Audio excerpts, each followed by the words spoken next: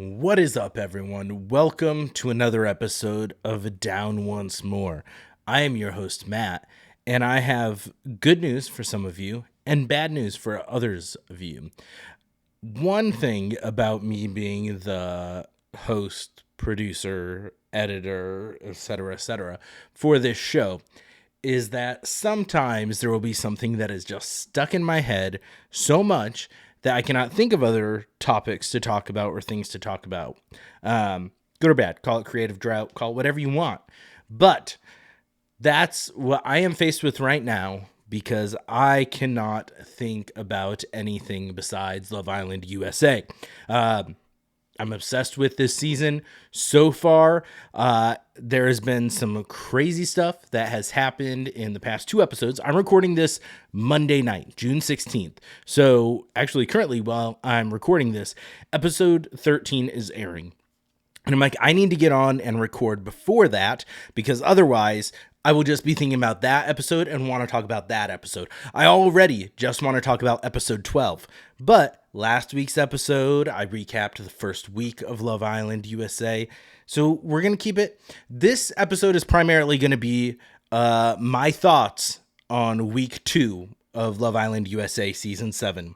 Don't worry, there will be some other non-Love Island talk at the end. And next week, we will return you to your regularly scheduled programming, and Brad will be joining me, and we will be reviewing and discussing Complete Unknown, the Bob Dylan biopic, starring Timothy Chalamet. So if that's your thing and Love Island isn't, feel free to skip this week's episode, and we'll catch you next week.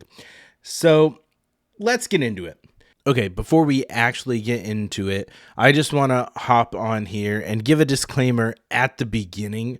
I've now watched episode 13, and so I think it's important to give a caveat because I've seen more things ramp up online. So before we talk about it, it's all fun and games. It's reality for entertainment. But the people in the villa are real people and have lives outside of it and will come back and see all the hate and everything online. Hopefully they have people helping shield them, and they do have therapists in the villa. I know after episodes 12 and 13 it doesn't seem like they do, but they do, because things you say online do affect people. Like in the UK one specifically, there are people, contestants, who have taken their lives due to the online hate and bullying that they have received from fans of the show. So it should go without saying, we can give people shit for the choices that they make, easy to do from the outside looking in. But when you get into hate or going down, Huda's baby daddy had to put a post out because people tracked him down and are sending him shit and hateful shit. Just don't fucking do that. Just enjoy it. The show is for our entertainment, but these are real people's lives that are dealing with shit and are going to come out of the villa and see this. So as much as we can just enjoy watching the crash out and the drama for what it is, these are people dealing with some emotions that probably need some therapy, but they don't have it all yet. So let's not be sending hate their way, because they're real people. This is going to affect them. I know how much it can affect me with comments I get on here, and I get it on just a minuscule fraction. With the amount of viewers I get one maybe super hateful comment every couple months. That's not bad. It's still, I overthink, I take shit personally. So these people, yeah, they have a platform. They're probably used to some of it, but this level that it's going to be elevated specifically about them, people trashing people's looks, fuck out of here. Let people live their lives. Let them make their choices. Yeah, we can razz them about it, but don't be hateful about it. Don't be hateful. Respect these people. Respect their lives. Don't go after people's shit. Definitely don't bring in their fucking families to it. They made the choice to go on there. The families didn't. Don't go after people. Be fucking normal. Enjoy the show. Okay, that's it. That was my thing. I just seen some things online. I felt passionately that I had to give that nice disclaimer and reminder to everyone, because it's easy for us to sit and judge watching on the couch. So now I'm going to get in and talk about Love Island and trashing these people, but not in a hateful way. So that's important. Okay, back to your regularly scheduled programming. Before I talk specifically about week 2, I want to talk about my thoughts on Love Island as a whole, how I first came into it, and my feelings on where kind of this season lies. So I was first introduced to it by a friend in the UK, probably, I mean, now it's probably been close to 6, 7 years ago. And I started watching Love Island UK, binge watching it on Hulu once it got on there. And I started with, well, I watched season one. Season one is a lot of, it feels very British. And my friends in the UK have told me that exceedingly, in that it is so much drinking, so much just smoking cigarettes. The amount of cigarettes that they smoke in season one of the UK season is wild. And I didn't really care too much for any of the kind of storylines, relationships, couples, people in that season. But starting with season 2 of Love Island UK and through season 5, 2 through 5 of Love Island UK are peak for me. Those are like top tier Love Island seasons. Like, that's where I tell people to start with your Love Island obsession. They also have significantly more episodes than the US season does.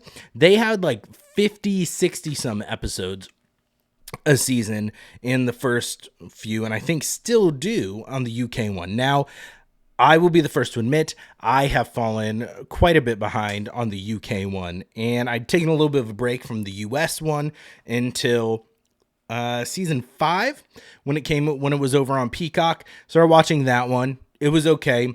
Season 6, I didn't watch live. I heard fantastic things though, and so I just binge watched that not too long ago before season 7 kicked off. So a few things about the UK one, I will say. Season 5, I believe it's either 4 or 5, is where we're introduced to Chris Hughes, who is actually, he might be 3. Chris Hughes, who's now in the news for his being on Big Brother and JoJo Siwa, all that fun stuff going on. But he got his kind of popularity in Love Island UK, and it is in season 3. I was way off. Season 3, Love Island UK. Great season. Season, like I said, 2 through 5, all solid. I haven't caught up with them. But this season of Love Island USA has potential to rival some of the best out there.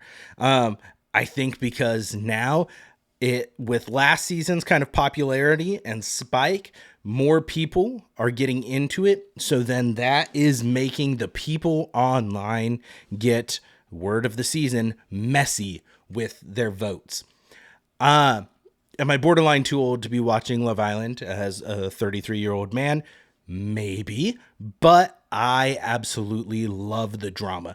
This is what I live for. This is like Bachelor in Paradise on crack. So if you're a fan of like the Bachelor, the lovey-dovey romantic relationship shows, maybe it's not for you. The ones that focus primarily on the relationships. That's not what Love Island is. Yes, you're exploring connections. Yes, you're making couples. Yes, the best couple supposedly gets voted on to win at the end, but it is primarily chaos, drama, whole shit show, and that is why we love it. So we had our first fan vote of the season, but technically that happened in week 3. We voted at the end of week 2, so I am going to use all my restraint and not talk about that. You will have to tune in. I said Brad and I are reviewing A Complete Unknown next week. I will be doing a special bonus episode Friday night. I will record it, edit it, and put it out. That is my commitment to you on week 3 of Love Island USA. We're going to get a bonus episode because I can't help but want to talk about it. I can't help but spew my thoughts into the online blogosphere podcast verse that no one's asked for, but you're going to get them anyways because I need to get them out. Okay. This season, though, a few things. This is my opinion of Love Island in general. Yes, you're supposed to explore connections, see what fits. Yes, there are the elements that are about finding love. But where finding love is ultimately the goal, one thing I want them to do away with is people just getting so pumped and making such a big deal about the friendships. The guys don't typically in Love Island get as upset with the other guys when they're messing around or when their girls making out in a challenge. The guys don't seem to get as butthurt about that. But the girls will lose their minds and get very upset about girl code. And I do, in my heart, kind of feel like girl code has the potential to bring down Love Island, to ruin this show. I don't want people to care about girl code. I want them to come in, stir up trouble, cause drama. I want fights. I want crash outs. And we're getting some of that this season, and I absolutely love it.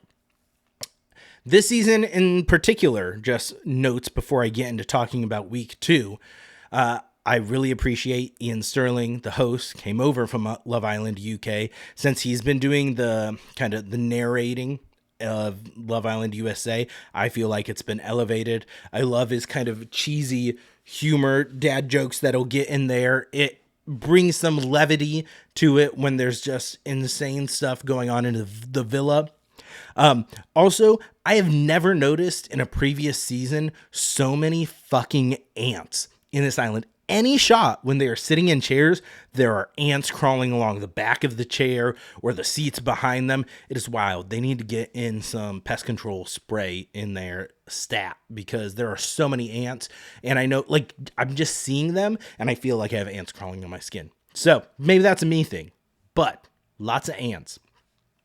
Just a couple highlights. This week in general gave us some fantastic moments. And I will say the first week of this, some good moments, a little slow. The back half of this second week just really ramped up and we are getting good. On Sunday's episode, we don't talk about After Sun on here. That's the one rule I have. Sunday's episode, the one thing, so I'm making notes on this as we go. Austin telling, I believe it was Sierra, having sex is great, but like making love is like 10 times better. Like, I love making love. Ew. Nope. Didn't like it. Blech, gag. No. Austin, there's some moments he can be funny. And there's sometimes you feel like Alondria said that Austin's her bestie in there. It seems like people love him, that he's got a personality that they enjoy, but he just comes off as seriously cringy to me when they're playing the games and he's revealing some of the stuff about him. I think he's probably a little bit of a sex addict, but not a smooth one. Like, I don't know how he does it. Maybe it's because I am not a woman in that age range. Maybe he does it for people. But the whole vibe and look, Austin's just not it, in my opinion. And that whole thing, and then some of the other conversations he has about sex with different people. I feel like he tries to get to the convos about sex like right away and then just gets super fucking horned up about it and awkward. And at the end of this week, when they did the leather and lace party, that was just cranked up to 100. And it was so cringy, but there were times I couldn't help but laugh. Like at the end when Ariana's leaving and he's like up on the X and just kind of sticks his ass out for her to spank. I'm like, what are we doing here? But anyways, that moment, cringe. I was not surprised that Belle Dashe got dumped from the island. Nick, very flip-floppy, definitely gives kind of player vibes, but I do enjoy Nick in the villa, I have to say. And I do think Sierra's vibe, and she seems like she's more there to play the game than Belle Dashe. And I was not too surprised because I'm going to stop saying Belle Dashe. Bella was just holding in so much until the one challenge, kind of letting it out when she felt a little bit of a threat, and letting her side show. So I wasn't too surprised that Nick went with Sierra, but I do think that he was kind of leading both girls on. I get it. It's a weird situation. You want to have your cake and eat it too. He had to ultimately make a choice. He felt more of a connection with Sierra. That's what he went with. However, it's a thing that I have, maybe it says more about me, but when people get dumped and then they turn it into this whole woe is me, and maybe there are genuine feelings the person has, and I want to respect those feelings. But when Bella's like, nobody's ever put me first, and just kind of crying after being dumped and going on that whole speech, it can just seem a bit performative. Like I said, maybe those are her actual feelings. And if so, I apologize. Feelings are valid. People suck. Guys suck. So, yeah. And then when she's having the conversation with Nick and just constantly saying, no, it's not my loss. It's not my loss. Trying to push on him that it is his loss, which I appreciate. Knowing your self-worth, good for you. But it was a lot for being there a week. But I get it. You get feelings. You're in like a vacuum too when you don't have connection to the outside world. Things get heightened. Things get escalated. But those were kind of the highlights from the beginning of the week from Sunday. Then Monday, we're starting to see the cracks in Jeremiah and Huda, which every time, I know it sounds awful to say, every time they are on the screen, I dislike them as a couple more. Both Huda for just being kind of controlling, treating him like a little bit of a child. They're both just come across as insanely insecure and jealous. And Jeremiah, I think, actually likes it. Like, he's had opportunities to kind of stand up for himself, but instead he will turn to kind of blaming her, which I get. She's crashing out. She is being like up here. She needs to be a little bit down here, but he just usually doesn't validate those feelings. So I think that combination, they're not a good match because of how they handle and communicate with each other. And he's starting to crack and kind of have some regrets, it seems like, at the beginning of week 2. And I just have to say, I said it when I talked about it last week. Huda's choice, which I don't have kids. I don't know what it's like. I don't love the move that I'm not telling this person I have a kid until I know they actually care about me. I think all it takes is, like, it could make the person feel a little bit trapped when you're on TV and you know what the sentiment could be like if it's like, hey, I'm dumping this girl because she has a kid. I feel like it's better to be upfront about that. And if that's a deal breaker for them, you find out then. I am also curious because in previous seasons, it has been heavily implied that when bombshells come into the villa, that they've been able to watch and they have seen what's happened before. They've seen the connections, the relationships. They kind of know what's going on. It's never been explicitly set. In previous seasons, it could be UK, it could be US. I could be confusing the two. When bombshells have come in, they said, yeah, we've seen this. And they've talked about things that have happened that they've seen. With Huda having a kid, I am curious if production is either the guys who and everyone who comes in are under strict instructions to not say anything about knowing that, or if they're switching the formula and they don't get to watch and see what's all going down and going on before the episode. I don't know. Alondria and Nick both give me vibes a little bit of people who secretly like to stir the shit but don't want to make it seem like they're stirring the shit like Ace will. Ace is a shit stirrer, and I love him for that, for the drama side of me on reality TV. I love it. But Alondria, when they're in the dressing room talking about Nick and Bella making out right before that, she was surprised. She thinks Bella was just blindsided because her and Nick just made out, and then 5 minutes later he went and made out with Sierra. And Sierra's like, what? And she's freaking, and she's like, oh no, you didn't know? I made it seem like it was an accident that she let it slip. I don't think it was, because if I'm remembering correctly, she did something like that in week 1 too. I think she likes sneaking stuff in, stirring the pot a little bit. Maybe a producer's putting it in her ear to say those things, because these are things that happen behind the scenes. Like, yes, it's not as heavily edited, produced, forced as like The Bachelor, where they film everything, they know what the end is going to be, and then they edit it to tell that story. There's still some selective editing that's going on, right? Bella even said, I did see clips from her interview on After Sun, that like there were conversations her and Taylor had some conversations with Sierra, like getting to know her when she came in as well, that weren't shown. So like Taylor was kind of talking around that Taylor was the other person besides Nick that she had a solo chat with before she left the villa. So kind of interesting to see that behind the curtain as well. And so, yeah, it's still edited. It's still produced. There's still things producers are prodding them to stir up some drama. And there's still things edited to look a certain way. Maybe Jeremiah and Huda in actuality in the video aren't nearly as toxic as they seem. I doubt it, but maybe. But Jeremiah's seeing those cracks. One of the things in this episode was, so Ace picked Amaya to couple up with. I think part of that was, I think he's got those player vibes, a little bit of a douchebag, and kind of wants to keep Shelly a little bit at a distance and kind of tease her, almost like negging her, but not really. He wants to have his cake and eat it too. He's definitely has a stronger connection with Shelly, but Amaya's newer. I think he knew, I don't know if I'm going full Ace as a villain, if he knew that Austin is having some connections with Amaya and thought, well, this way I can make sure I couple up with her. Austin can't have her. And then Shelly, I can still kind of stay on the fence about it.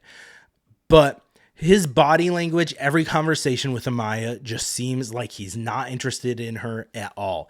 And Amaya is one that people are saying online, her Dominican side's coming out, that she is fiery. So when Ace pulls her and says, yeah, I coupled up with you, but I think we should both keep our options open, still talk to other people, work to get to know them, but I felt like you deserve the right to stay here. And then her just kind of getting mad and then crying, like, that's not what I want to hear. All this, like, I get it. But this episode, there was so much crying, and well, this season, like Amaya and Ace, complete opposites. And by the end of the week, they just fucking hate each other. Now I'm going to start blending the week together a little bit. Amaya, Ace do not like each other at all. They fight, and then Amaya tells Ace, like, whatever, just talk to whoever you want and do what you gotta do. And then that night, he hugs Shelly before bed, doesn't hug Amaya, starts doing a yoga thing with Shelly in the morning that he plans that, which is kind of a fuck you to Austin as well, and a fuck you to Amaya. Maya freaks out on him. He tries to be like, okay, we're going to talk about this calmly. I'm going to hear you, and then you're going to hear me. Knowing she wasn't going to do it, so knowing that it makes him seem like he is communicating better, and she is just fiery, and he needs to get rid of her. I think he's a little bit more calculated than it seems, but I love the drama that it is creating, so I can't complain about that too much. But maybe it was the edit. Huda and Jeremiah have their date. They go to a water park. We get to see that. She talks about if you'd move in with her afterwards. It's edited where he kind of makes a face with it. But then when she gets back to the villa, she's telling the girls, oh yeah, and he is talking about he wants to move in and everything like that. Not what happened from what we saw, but okay. Lots of chaos there. But there's this trend. Huda gives me the vibes of a girl who feels like everyone loves her. And I'm just not getting that from the girls in the villa. Even with just like her introduction where she comes in and she's like, oh, bitch, bitch, bitch, calling everyone bitch. She loves saying bitch. But she'll just say so many things that anytime she's talking to a new girl, she's like, yeah, we're definitely, Jeremiah and I are probably the strongest couple here. Everyone here calls us mom and dad. And then it edits to all the other girls who are kind of like, what the fuck? Like, no one does that. And just like her just trying to talk up so much. And then I'm jumping to the end of the week. On Friday's episode, when Iris and everything comes in, and she tells her, she's like, yeah, we're not like closed off. per se, but he doesn't want to explore anyone else, and I don't want to explore anyone else. So he's happy where he's at, and just talking for him. And instead of, I mean, like, hey, make it about yourself. That's what they say. Playing Love Island, you got to explore your connections. It's there to also test if your couple is as strong as you think it is, which is just like the covering we say that we just want to stir shit up and we want to break people up and see them fight. We don't actually care about truly testing it. We just want fucking drama and chaos. But I just Amaya went. We had other highlights from the week. Amaya going off on Shelly about Ace after Shelly had kind of been upfront about it and them just still exploring, and then Amaya just completely spiraled and took it out on Shelly when really she should have been mad about Ace. I feel like Shelly's not being like sneaky about things. She's being upfront with Austin, which to an extent they decided that they were just going to be friends and that there wasn't really a romantic thing there. Then all of a sudden they're both saying there's kind of a romantic thing there. But I don't think they're it. I don't think they're the couple. But highlights I had down: Nick wearing socks in the sand. Wild move. Why the fuck are you wearing socks in the sand, man? Just don't. Ian Sterling always calling out Alondria being an elevator salesperson. Hilarious. They did a game where it was kiss or pie. You picked someone for a specific thing, which islander you thought X, and then you flipped a coin. If it was pie, you pied them with a cream pie in the face, and if it was lips, then you kissed them. Highlight of that was Sierra picking Shelly for a thing and then just throwing the coin straight instead of flipping it. So it landed on kiss, and then them kissing and then just saying it was fantastic. I've been wanting to do that for a while. People are shipping Sierra and Shelly now, and I don't hate it. But we have Nick telling Jeremiah he thinks Huda is fraudulent. Because another thing at Huda and Jeremiah's date, she tells him, I'm going to tell Nick so you have a guy that I'm a mom. So you have a guy to talk to about this. Because, yeah, it's not necessarily super fair to him that you're dropping this bombshell on him and then he doesn't have anyone to talk about. Now, he did go tell fucking Bella right away as soon as Huda dropped it on him. But at the end of that kind of episode night, after the game, the guys are talking, and Nick kind of tells Jeremiah he thinks Huda's just kind of being a little bit fraudulent. And the guys kind of get in Jeremiah's head. Ace has constantly been telling him, like, hey, you guys need to actually explore. You're not experiencing it. You're not testing it. You got to give it a shot. And then Nick just kind of seeing some red flags in Huda and trying to tell Jeremiah that. And then at the end, Jeremiah is just, you can tell he's kind of mopey and in his head, and he's not even trying to hide it. He is just acting mopey as fuck. And then Huda going over to him and her like putting her hand out for him to grab it, and he just like shakes her hand and then go back and then being a little whiny, but then Huda going off and like going down and sitting and complaining to one of the girls about it and then going and pulling him. Ian's commentary on it where he's like, Jeremiah's worried that Huda's missing her family back home, so to help he's going to act like an actual child. The top tier commentary there. I mean, he was. I'm all for their spiral and crash out, but he was acting like a child in that moment. Huda then in the next episode just going in on him crazy about the guys getting in his head and being like, well, did you defend us or did you just let them walk all over us? Like, hey, maybe there were valid concerns that you should listen to what others are seeing instead of being so in your head in that we're the perfect couple, we're the strongest couple, everyone loves us, everyone calls us mom and dad, which I doubt it. Although we did see, I think Nick said one episode, something like that, or maybe it was Austin, but I don't know. It was wild. And then Huda, when she pulls, like, some of the peak comedy from this episode was Huda when she pulls Nick to tell him that she has a kid. She just does it. She's like, I have to tell you a secret. I'm a mommy. And he's like, Mamacita. And she's like, I'm a mommy. And he's like, and he goes in. It just seems like he's not getting it. He's like a dog mom. And she's like, no, I'm a mommy. One, stop saying I'm a mommy. Why are you saying it that way? Ew, didn't like it. Just say, I have a daughter. You don't need to be like, I'm a mommy. Ugh. Although it's better than with Jeremiah when she's like, well, the reason I'm so emotionally mature, and you're probably wondering why, but it's because I'm a mom. And one thing we have seen is that I do not think, if I'm like, hey, what are 100 descriptors of Huda? I do not think emotionally mature would be in the top 100 at all. But wild. They do their leather and lace party this episode. Ariana's talking and doing the intro. Hudo's lecturing Jeremiah about him not paying more attention to her, not giving her more, and she thought he was going to. Like, I thought you were going to do better. All these other guys are doing things for their girls. They're doing yoga and things like this. I thought you were going to do better. And you can kind of tell, like, his body language and face. He's just, like, alarm bells are ringing, but he feels like he's in too deep. And he's probably a little scared of Huda. I would be scared of Huda in this moment. But Huda is the queen in what we are seeing of going in on him and then just being like, you know what, I just love you so much. She doesn't say love. Well, she has dropped it a few times, but then she's like, you're just so funny. You know, sometimes I just be acting crazy. Like, oh my God. And that's kind of what she did here.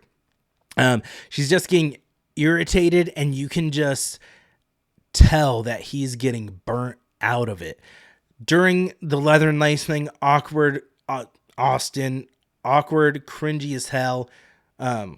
Sierra looked good though. But during the game, so what it was, if you didn't watch it, why are you still listening to this at this point? I mean, come on. But they put like dominatrix X's in there and strapped them up. Guys first, girls made out with them, and went through. And their girl would make out with them, and then flipped them around. Girls got tied up, and then two new guys came in. Pepe, who in the intro said he was there for Hannah and Sierra, and Jalen just kind of says he's there for Alondria. Doesn't really mention another one. They go through, and then also a new girl comes in, Iris, and the two she called out were Jeremiah and Nick. So all the guys, when the two new guys go through, kiss all the girls. Then they flip them around, and that's when Iris came in. And Iris goes through and kisses all the boys. I like the guys just don't, like, they obviously, some of them dislike it more than others. Ace is like cheering when the guys are making out with Amaya because he's just hoping someone will take her. He was being a little extra on there, but I appreciated it. But then the girls, some of them just getting fucking pissed about Iris making out with them. When I say some of them, I mean primarily Huda, who she just made out with two new guys. And then the girl comes in and is kissing Jeremiah, and this bitch is doing a back bend, basically leaning around, looking at her, and then just being like, bitch, if you don't fucking quit right now, I swear to God. Like, Jesus Christ, it is a challenge. It is a new girl. That's the stuff that if I was Jeremiah, I mean, I would have so many red flags by now, but that one just top. It's like, you just made out with two new guys. You made out with two. This is one. Now, granted, Jeremiah, when she came in, he's like, ah, and she didn't like that. She's like, did you just do the fucking tongue thing? Like, okay, you were hooting and hollering too when the two new guys came in, so calm down a bit. But it was wild. And then I lied the leather and lace earlier. I said, oh, it was Friday. It was Thursday. Because Friday, we got a bit of the new people, the new bombshells getting to know everyone. Iris, spray tan artist. I'm assuming that means she just gives spray tans. I don't know. Maybe there is an art thing. Maybe she does designs, patterns. I don't know. I don't get spray tans. I'm white as fuck. Huda, again, just saying they're the strongest couple. He doesn't want anyone else. And the edit with the girls just kind of looking unimpressed. And then Huda still, like, after all that, just going to Jeremiah, like, the other guys are doing little things. Can you just, like, do more? And he just goes, are you dead ass?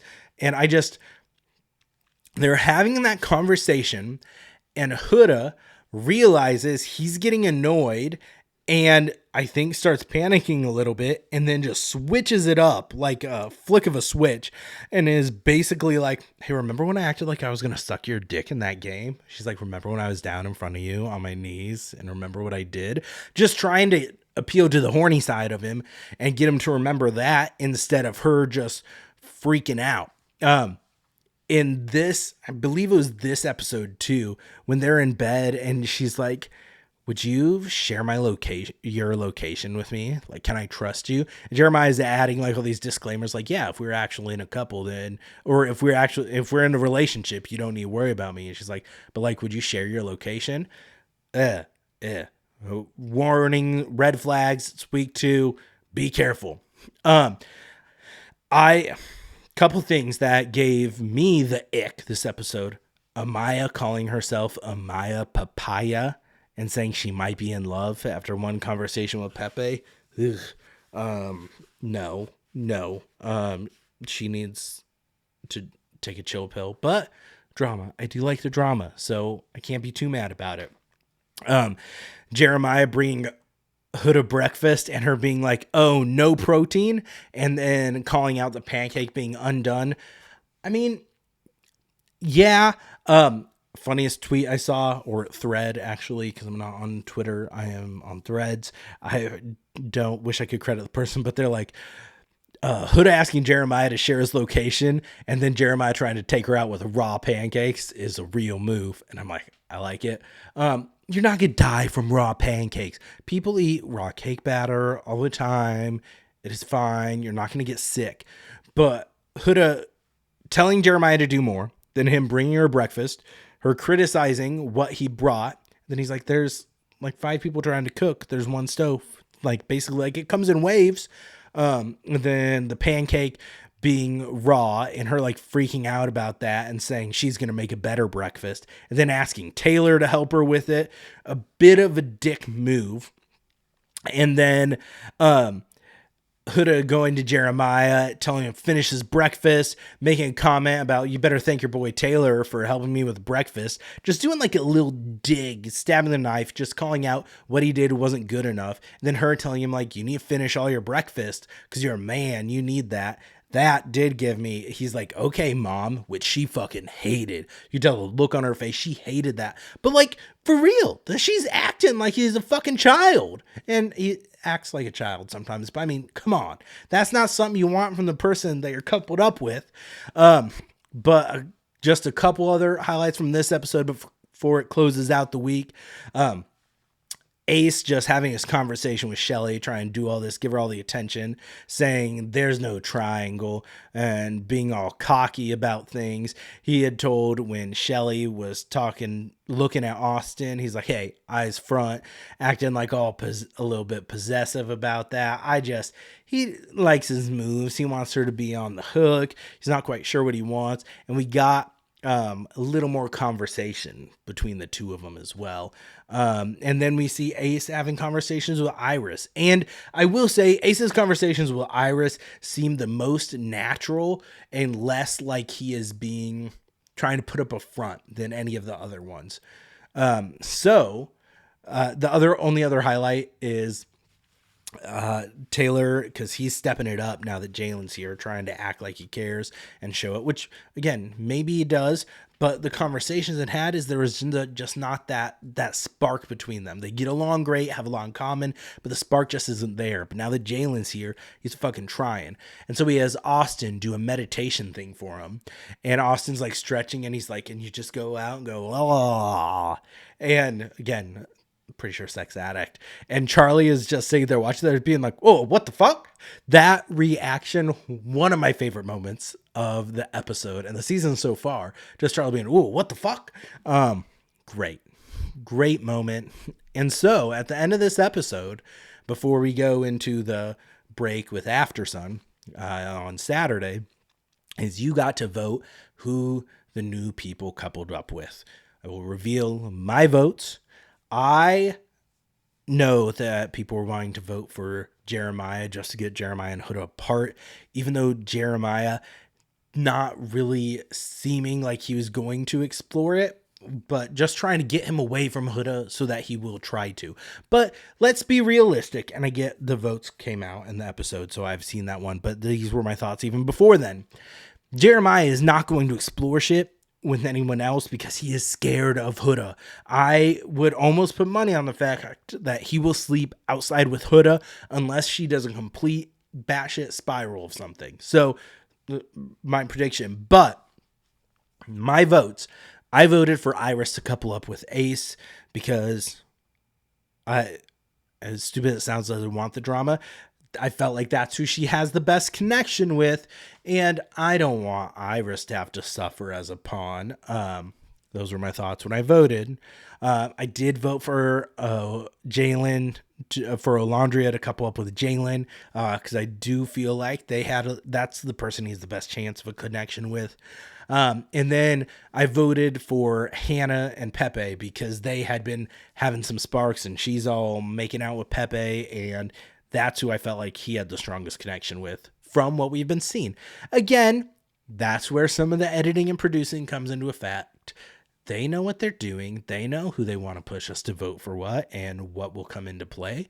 But they don't have too much heads up because only another day has passed there. They're like almost in real time. So that concludes week 2 of Love Island USA Season 7 and my thoughts on that. So, like I said, I've watched episode 12, the first episode of week 3. I am about to go watch episode 13. Next Friday night, or this coming up Friday night, I will do a week 3, my thoughts on that. Maybe I'll be a little bit more concise. I did more recapping than I planned on here. It's new. It's fresh. I'm passionate. I have a lot of thoughts and feelings on it. But that's going to do it for Love Island Talk this episode. A few random things on here. Sorry, we're 40 minutes in, so... or almost 40 minutes in, so I'm not going to do too much. I mentioned in last week's episode that I recently have been listening to Epic the Musical, the concept albums told in 9 sagas from Jorge Rivera Herranz. Handles are J. Herranz. But one thing I looked up, this whole thing is so impressive. Is it perfect?